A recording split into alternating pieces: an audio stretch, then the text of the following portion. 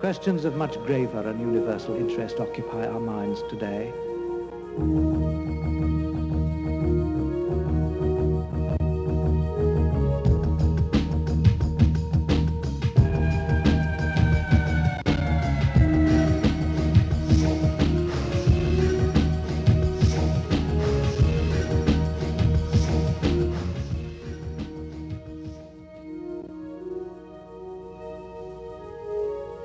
Questions of much graver and universal interest occupy our minds today. Hello, my name is Lieutenant Eric Shine. I'm a graduate of the United States Merchant Marine Academy at Kings Point in New York. I'm a naval officer and federal maritime officer in the United States Merchant Marine. Kings Point, as it is more commonly known or referred to, is a federal and military service academy. It is one of the 5 federal service academies as sister academy to West Point, Annapolis, the Air Force Academy, and last but not least, the U.S. Coast Guard Academy, which unlike the other 4 academies is not and was not intended to be a military academy. That is but one of the issues that will be presented to you and just what is really going on within the U.S. Coast Guard today and why you need to be very concerned about this and be moved to do something about it.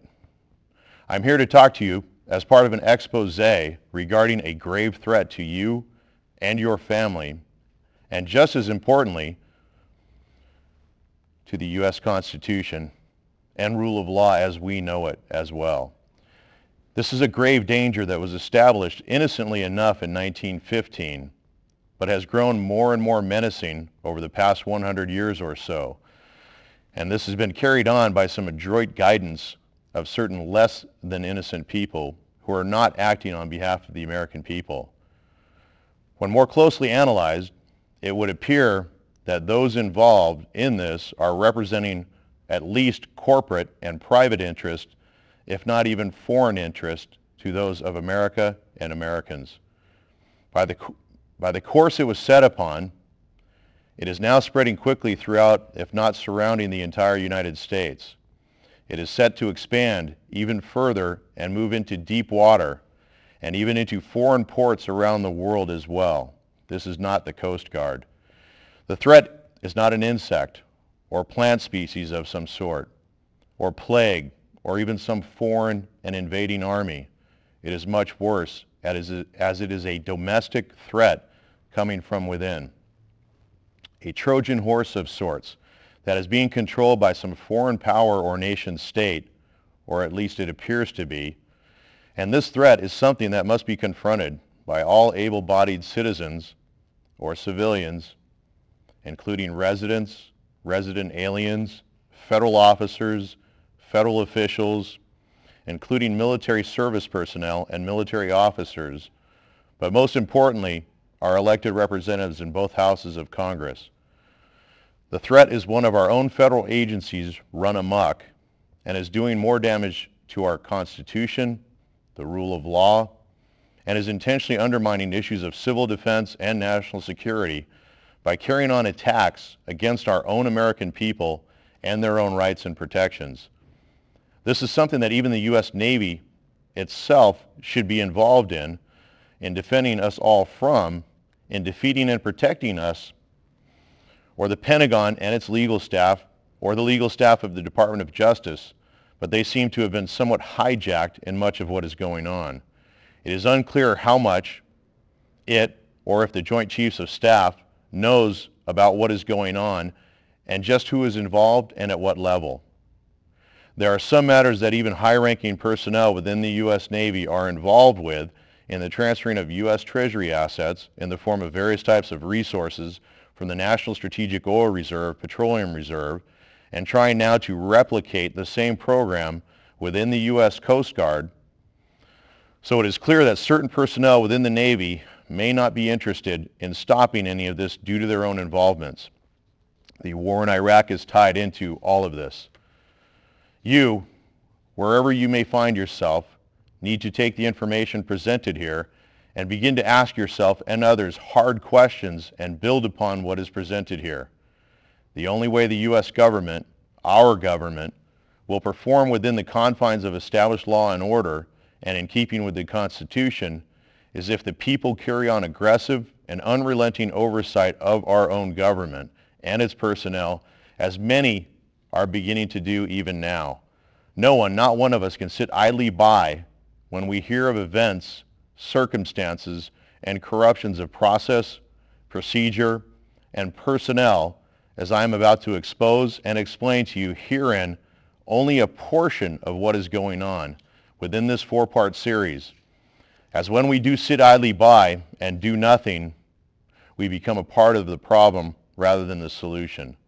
To ignore the problem and not demand its immediate correction is as bad as being directly involved in its creation and growth. We all must confront this. I am doing my part to expose this to you and do so as a highly trained naval officer and federal employee in various forms. Remember, complacency is as dangerous as active involvement. If we ignore what is now presented, we are part of the problem. This part one of this four-part series regarding this grave danger that is growing here within the United States, and only a very few realize or currently understand the level of threat. Part 1 and Part 2 will go into the history of the U.S. Coast Guard and maritime industry and backdrop to what is going on, which is the use, and this is important because this is the key issue here, the use of military tribunals as convened against American civilians here in the United States to deprive many of us of our rights, our protections, our ability to have our grievances heard in a peaceful and civil fashion.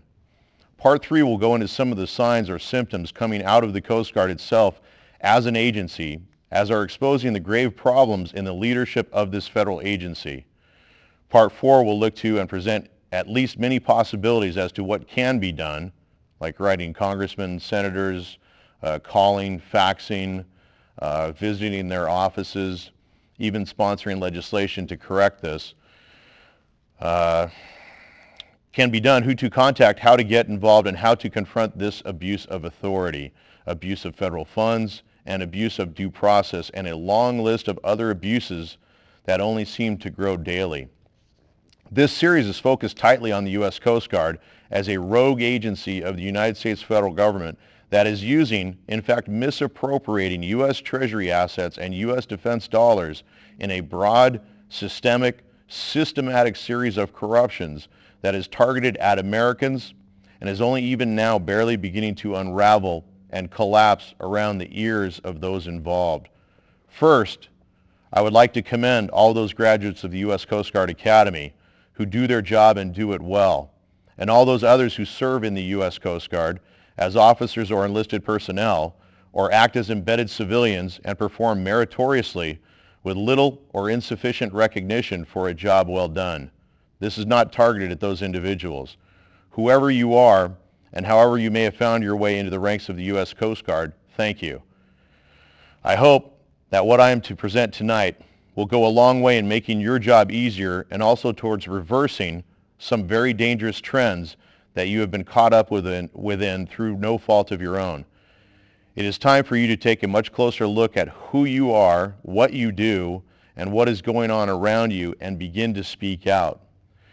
This expose is not targeted at you or your service or others who serve in public service. On the contrary, it is targeted directly at exposure of specific corruptions of such a magnitude and exposing the personnel involved in those corruptions, many residing within a very high level of rank and office.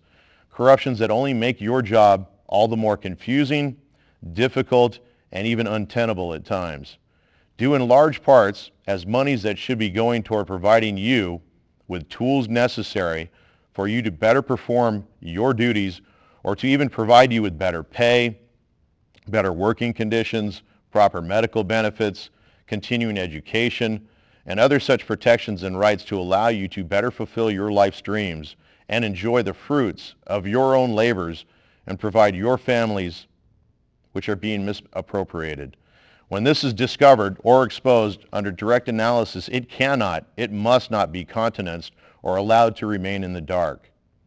Due to the involved level of corruptions and just what is going on and who is involved, I have prepared this information to be better presented to you in this series of very brief topics so as to better follow a somewhat more linear path in attempting to explain the involved corruptions. I will only be able to touch upon many of the involved issues so as to bring them to light, as the number of involved issues, if not even the overt corruptions, can become overwhelming if each and all are gone into much deeper. This cannot be carried out from within even this cursory review within this four-part series that lasts 4 shows, 30 minutes each. This is so especially when all of this, the corruptions involved, are being carried on by a few bad apples, whether they be found at lower ranks or especially in the highest offices. Complaints and exposures must not be withheld or silent self-imposed, as it does as much a disgrace to you and your own relenting service when keeping quiet about the corruptions of process, procedure, and personnel. Again, this 4-part series is about the U.S. Coast Guard and a culture of corruption that has been created within its ranks by those who sit at the very top of the agency. Individuals like former U.S. Coast Guard Commandant Admiral Loy and former Commandant Thomas Collins and current Commandant Admiral Thad Allen. One of the core issues in all of the corruptions revolves around the question of whether the quote-unquote Coast Guard is or should be considered a civil service or a branch of the military, let alone a special branch of the military as they declare themselves. Attendance at my own Academy of Kings Point sheds a great deal of light on this subject, much more than anyone has been able to date, as my own academy was set up somewhat similar, but not identical in fashion, to the U.S. Coast Guard Academy. There are some important differences, though, between the Coast Guard Academy and the 4 other federal academies. Some I will go into a little bit more deeply in this expose. West Point, Annapolis, the Air Force Academy, and my own academy at Kings Point all require a nomination from a nominating authority like a senator or congressperson, whereas the Coast Guard Academy does not. And there is a very good reason for this. To find out what it is, you will have to listen to this 4-part series. That is but one example and one of the clues that leads you much deeper into this, to show that the Coast Guard is not and was not intended to be a branch of military, let alone a special branch of military that can carry on military tribunals as it is now of American civilians on American soil. You may hear a lot about the enormous contributions being made by the Coast Guard in fighting the quote-unquote war on terror and on fighting the quote-unquote war on Iraq, and is being bolstered intentionally by this Bush administration. The quarrel or misunderstanding or corruptions or misguidance is not coming from the ranks of the Coast Guard, as most officers and personnel do what is asked of them. Many Coast Guardsmen who fill the ranks of this service do so with great pride and personal sacrifice.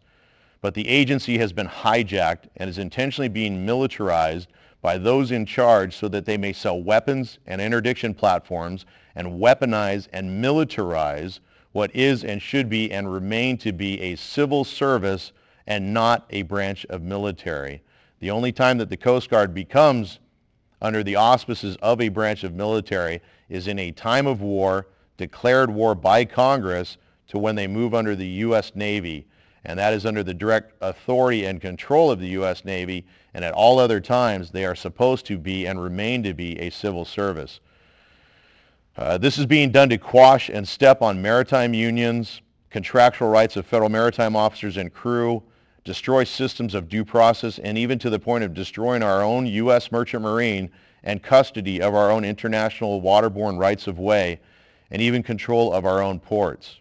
Beyond the limitations of any and all branches of the military, President Bush has been using the Coast Guard to not only quote-unquote police federal maritime officers, but to even try them in backroom military tribunals under the JAG, which is Judge Advocate General, JAG Officer Corps of the Coast Guard, a separate and distinct branch of service where they are presumed guilty of unknown, undeclared, unregulated, even unalleged crimes. This is not a joke and should not be misunderstood or ignored or misconstrued. This is also not any kind of a threat or means of intimidation, what I am doing today and in this 4-part series. This 4-part series represents the individual concerns of a federal officer and naval officer, an American citizen who feels strongly that these matters require your immediate attention and the attention of Congress and others.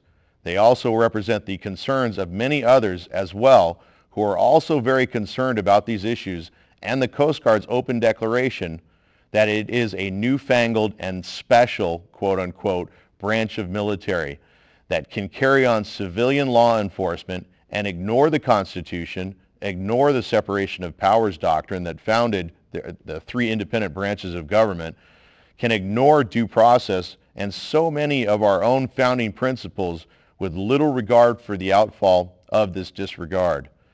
What is going on is a direct result of rogue leadership by Commandant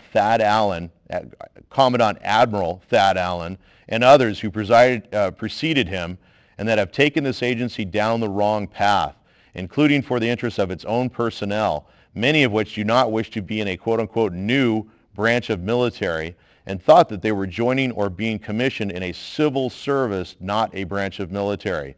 Also, many Americans do not wish to participate in acts that some have construed as war crimes that could somehow and have violated the rights of an entire class of Americans in the form of seamen, crew, federal maritime officers, marine engineers, ships captains, port captains, and all those who find themselves working on or near or around the water and do not deserve this type of mistreatment and abuse. The Coast Guard has gone a long way in decimating our own U.S. Merchant Marine for cargo coming into and headed out of the United States, which used to carry the majority of our trade internationally under American flag, where now 97% of that trade is being carried on foreign flag vessels, thanks in large part to many of the programs and efforts of the U.S. Coast Guard. All of this is being accelerated under the war on terror that the Coast Guard is playing a pivotal role in. Now the Coast Guard has set its own destructive, self-declared, if only allegedly so, military forces, our own defense dollars, upon the internal maritime infrastructure of the United States so as to outsource our own internal maritime assets to foreign labor, foreign crews, foreign ownership and control that is tied to the trucking issue of allowing foreign trucks from Mexico to operate within the United States. There is much more going on here than quote-unquote friendly fire attacks by the Coast Guard upon and against our own people and our own maritime personnel. Posse Comitatus, which was passed in the Civil War or shortly thereafter, barred using the military as a police force. But the Coast Guard has gone well beyond acting as a police force and is now acting as judge, jury, and executioner. Show 1, Part 1. We may not make it through. We have half the show left. This goes into the history of the Coast Guard and actually the U.S. Merchant Marine and the Navy and Marine Corps, and how the term of a armed and uniformed service has been misconstrued to somehow equalize those two characterizations to summarize the Coast Guard to be equal to a branch of military, which it is not, and it was not intended to be. Introduction, which is first to discuss the matters at hand, one must understand the history of the Coast Guard and where it was spawned from and how it got to where it is today. This is the central issue of all that will be covered in this 4-part series, as the Coast Guard is now openly and brazenly declaring itself to be a special branch of military that has the right to use defense dollars to target American civilians. Going back several hundred years, before we declared our independence and became our own sovereign nation, we had commerce, trade, transportation, and most importantly, shipping and other waterborne industries that existed in this continent, on this continent, dating back to the Mayflower, if not well before. Upon declaring independence in 1776, we did not have a naval fleet or an independently flagged and registered merchant marine under our own colors, and nothing like the Coast Guard would exist for another 139 years when the Coast Guard was established in 1915. However, when we did finally declare independence, we established, or actually even before we declared independence, we established the Continental Navy, and we also established a United States Merchant Marine, which was established in 1775, well before the Coast Guard even lays claim. What was eventually used for the U.S. Navy was privateers or commercial vessels, or the merchant marine, under letters of marque that became our first Navy. The Continental Navy was eventually broken up under the separation of powers doctrine and became what we know today as the U.S. Merchant Marine, the U.S. Navy, the U.S. Coast Guard, even the Marine Corps came from, and this includes the U.S. Navy, the Coast Guard, Life Saving Service, the Marine Corps, and others all came from the United States Merchant Marine, and not the other way around. The Navy and all of these other services were established to protect an American flag merchant marine, which is now under attack and has been for some time. Shipping articles were enacted in 1791 for federal maritime officers on all U.S. flag vessels. We still work on those today. And this is in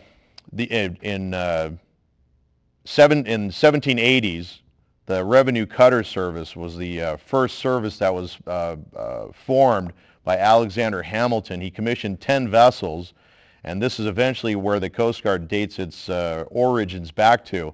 This was under the Treasury Department. These were Treasury agents. They were civil service, and they were much more directed at foreign powers and foreign cargo and foreign ships coming into the United States, and 100% of the revenues for this funded our federal government entirely. One of the many things that the U.S. Coast Guard likes to lay claim to is that it has been, quote-unquote, in service since 1790, which is not entirely or necessarily true. It is being misconstrued so that the individuals like Commandant Thad Allen and others can declare openly that the U.S. Coast Guard is a branch of military so that it can begin to sell weapons and interdiction platforms, cutters, helicopters, drones, and more to foreign nations under the Coast Guard brand. Back to history. Although the Coast Guard can trace some of its roots back to that year, it was not the Coast Guard, but instead it was an entirely different agency as established by Alexander Hamilton while serving as the Secretary of the Treasury. It was, quote-unquote, an armed maritime law enforcement agency or civil service and was not a branch of the military or a part of the Navy. Throughout its existence up until 1915, the Revenue Cutter Service operated under the authority of the United States Department of the Treasury. Its personnel were Treasury agents or civil servants with the majority of their duties focused on preventing smuggling into this country by foreign powers or smugglers, which evolved to include any smuggling going outside the country as well. To analyze any, if not all of this, especially as pertaining to the Coast Guard, one must not only look to the Coast Guard, but all other services and acts of Congress and parole evidence to get a much clearer and more accurate picture of where we find ourselves today. Or better yet, where the Coast Guard finds itself and where that leaves all of us. The Continental Navy was formed in 1775 and was formed out of what would become more formally and eventually known as the U.S. Merchant Marine, and not the U.S. Coast Guard. Under the core, if not founding doctrine in the separation of powers, the Revenue Cutter Service, the U.S. Navy, and many others grew out of and were taken from the ranks of the Merchant Marine. An American-flagged, American-crewed, and American-built Merchant Marine was the purpose for the creation of all other services, which was to protect and support and, when necessary, defend our American flag merchant fleet. This is the only purpose of having a U.S. Navy, so as to protect the international trade routes or rights of way for our merchant fleet. I'm here to tell you our very nation and international trade routes and rights of way are in grave jeopardy of being lost entirely. Created by Congress in April of 1798, the Department of the Navy has its earliest roots in the Continental Navy, formed in 1775 by General George Washington to defend the American colonies from British attack. In the absence of a national navy, the American colonies relied extensively on privateers, commercial vessels, merchant vessels, or merchantmen as they are called. A private ship authorized by government to attack enemy ships. This was usually carried out under letters of marque, to harass British shipping. The British held superiority at sea prior to the formation of the Continental Navy, threatening the disruption of colonial trade and the destruction of coastal settlements. On October 3, 1775, The Continental Congress, the governing body consisting of delegates from each of the 13 American colonies and later from the 13 states, received information about two unarmed English brigs departing in English bound for Quebec, which were carrying munitions for British troops. While waiting for Congress to authorize a navy, George Washington took matters into his own hands by commanding 3 schooners to cruise off the coast of Massachusetts and intercept enemy supply lines. Massachusetts sailors on Army duty manned these makeshift warships. Eventually, and only in the midst of World War I, was the Coast Guard created in 1915 and was immediately brought under the direct authority of the U.S. Navy only and specifically due to the war. The Coast Guard was not intended to be a branch of military, regular or otherwise, and this is self-evident in its own storied history. In 1915, the Treasury agents who served in the cutter service and on maritime patrol were joined with a life-saving service that had been split off from and created from the ranks of retired and injured and fledgling merchant seamen who set up shoreside support and rescue facilities to rescue and provision for wayward seamen. The reason for the Revenue Cutter Service was established was to help fund and pay for the costs of running our own and newly formed federal or centralized government that had very limited constitutional powers at the time, as established for the collective good of the new Union and the purpose of the independent states. Basically, to simplify it and put it as bluntly as others have done, is for arms and justice. That went beyond that confined to the independent states or anything as to disputes between the states.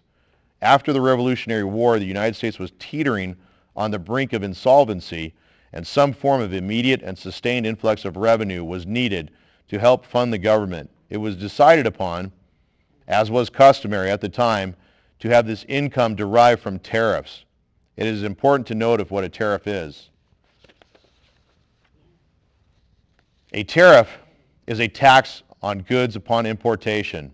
When a ship arrives in port, a customs officer inspects the contents and charges a tax according to the tariff formula. We will get into more of this in part 2 to complete the history of where the Coast Guard and U.S. Merchant Marine, U.S. Navy, and Marine Corps started, and where we find ourselves today with the Coast Guard carrying on military tribunals of American civilians here in the United States. Questions of much To part 2. universal interest occupy our minds today.